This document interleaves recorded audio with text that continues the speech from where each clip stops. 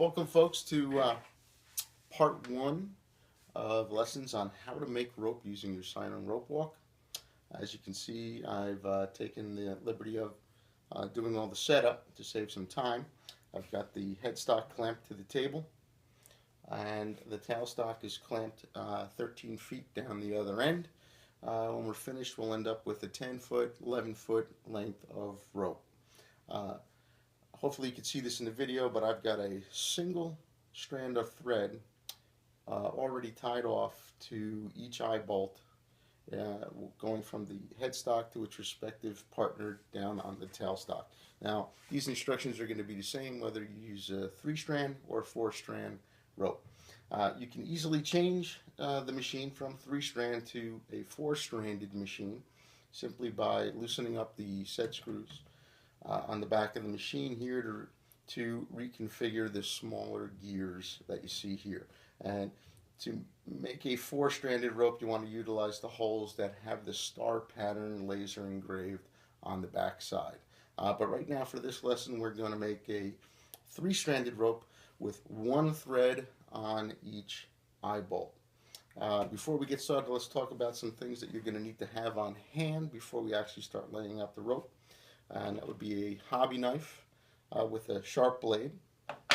You want to have a small spring clamp. You could even use a clothespin. You'll see what this is going to be used for soon. Your power drill, your hand drill, which I have here. And also some WD-40. Before you start your rope walk session, it's a good idea to spray down the gears with a little WD-40 to keep them lubricated, make sure that they could turn freely. And you want to do the same thing down on the tailstock. You want to spray the screw in there so that the disc will turn pretty easily and pretty freely. So before we actually start laying up the rope, because laying up the rope takes no time at all, it only takes a few seconds, let's talk about some of the things that you're going to see while we're doing it. As I said, I have a single thread already tied to each eye bolt, set up for a 3-stranded rope. You could also put multiple strands of thread on each eye. I would recommend that you don't put 2 lengths on each eye because the rope kind of lays up a little funky with 2.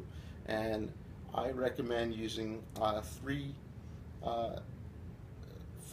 strands of thread on each eye, 3 or more if you're going to do that. And that will give you different diameters of rope when you're finished. The other difference is when we start laying up this rope with the single thread on it, we're going to be turning these gears in a certain direction. When you have multiple threads on each eye, you want to turn the gears in the opposite direction. So if you look on the back side, you're going to see arrows that show you the direction that you want to have your hand drill going into when you're laying up single threaded rope on the machine. If you have multiple strands on each eye, you're going to want to go to the opposite direction that the arrows are shown on the back side of the machine, which I hope is clear. So let's begin laying up the rope. Now, when we start using the power drill to lay up this rope, you're going to see that the threads are going to tighten up. They're going to tighten up pretty considerably, and the headstock is going to want to walk across the table. Now, you want to make sure that when you're walking the headstock across the table, that you're not letting these threads sag. You don't want to walk it across the table too quickly. On the other end of the spectrum, you don't want to go too slowly, which would cause the threads to be too tight and possibly break.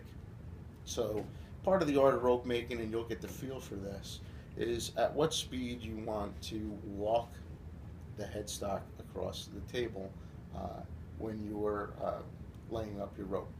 I also recommend using a slow speed. Now, I've been doing this for a long time, and I could run the drill very quickly. And it takes less than 5 seconds for us to walk across the table with the headstock. Uh, when you initially tie your threads to your eye bolts, you want to make sure you tie them up initially with an equal tension before you begin. You don't want to have one thread that's a little slacker and sagging while another is very tight. Your rope won't lay up properly if that's the case. Okay, and you'll also notice that I have a piece of tape on the table. I've predetermined the distance that we're going to walk the headstock while we're drilling. Now, this is determined by trial and error. Now, I've done that trial and error for you with the rope that's provided with the kit, but hopefully you'll try out different threads made from different materials, different thicknesses, and through trial and error you'll be able to determine how far you want to walk the headstock across the table, tightening and twisting each individual strand. Okay, so let's begin. I'm going to remove the clamp from the table, but I'm going to keep it handy because we're going to need it again. And I'm going to begin, make sure the drill's going in the right direction. I'm going to begin twisting the 3 strands as I walk this across the table. Now I'm going to go slow, and like I said, I recommend you do the same.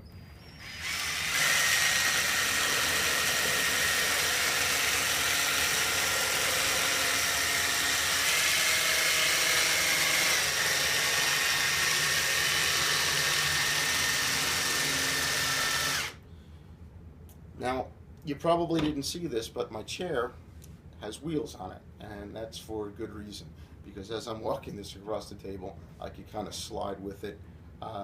When I'm making up much larger rope for Syren, we sometimes walk the headstock 6 feet down across the table, so it's a good idea to have a wheeled chair or several chairs set up that you could kind of move with it as you're walking it across the table.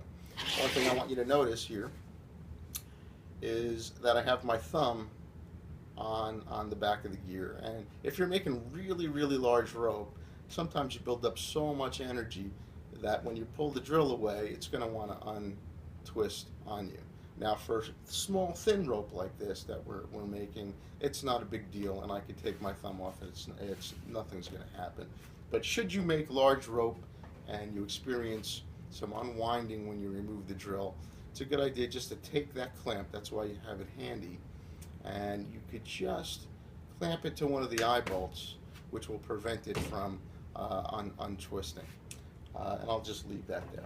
So once we get to this mark, you just want to clamp off,